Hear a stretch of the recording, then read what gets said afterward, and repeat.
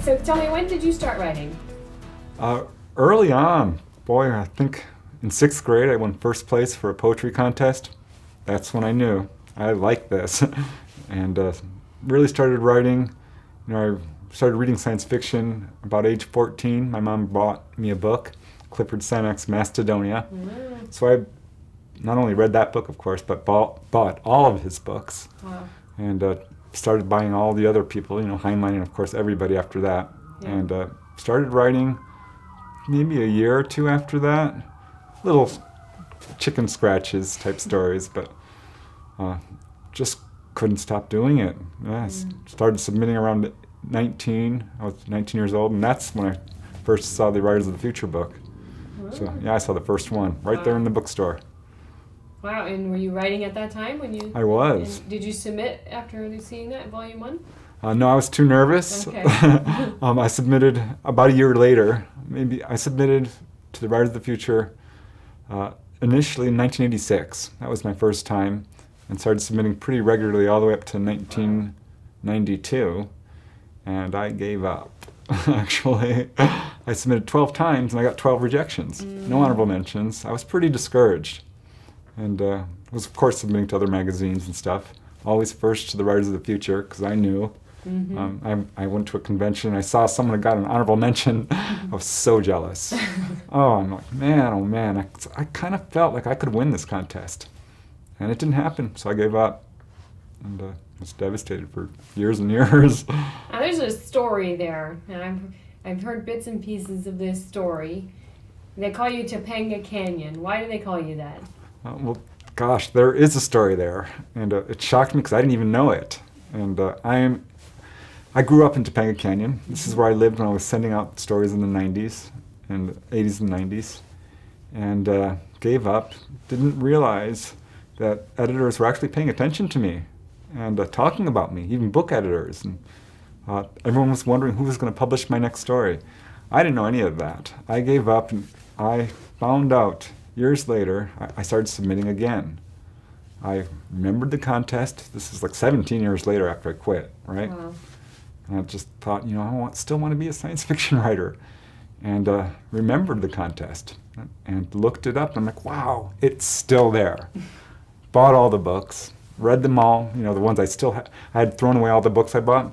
Kept the Writers of the Future, by the way. And those were the only books I kept. Wow. Cried as I boxed them up because I had a love affair with science fiction, and it was over. And it was devastating. Wow. And so 17 years later, started entering again. And started earning honorable mentions. Started publishing some stories, token and semi-pro, and submitting to the contest furiously.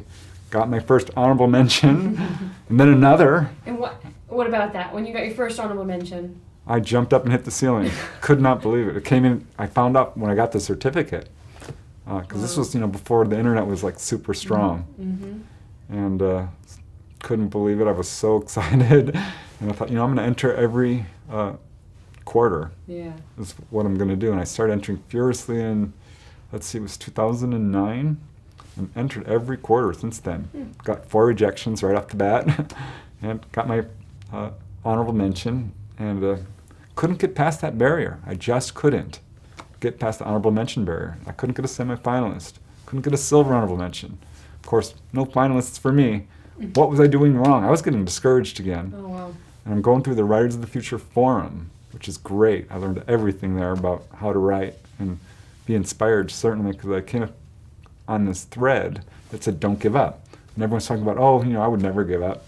And one guy writes, don't worry, I'm never going to give up. I've heard the story of Topanga Canyon. Got a cold chill, because, Topanga Canyon, that's got to be me. Yeah. And I'm like, what's this Topanga Canyon story?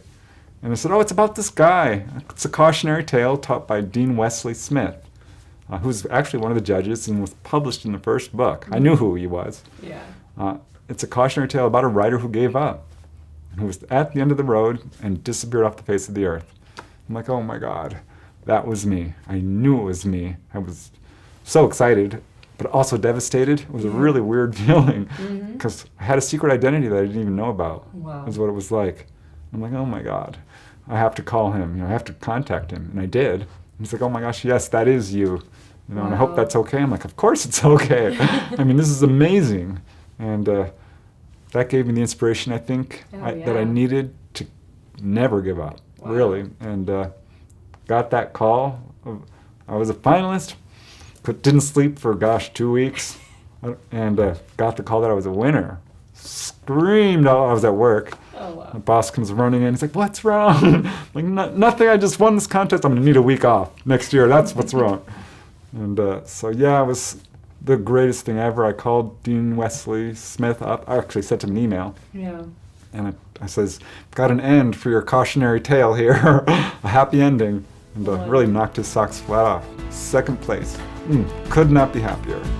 Good for you. What a story.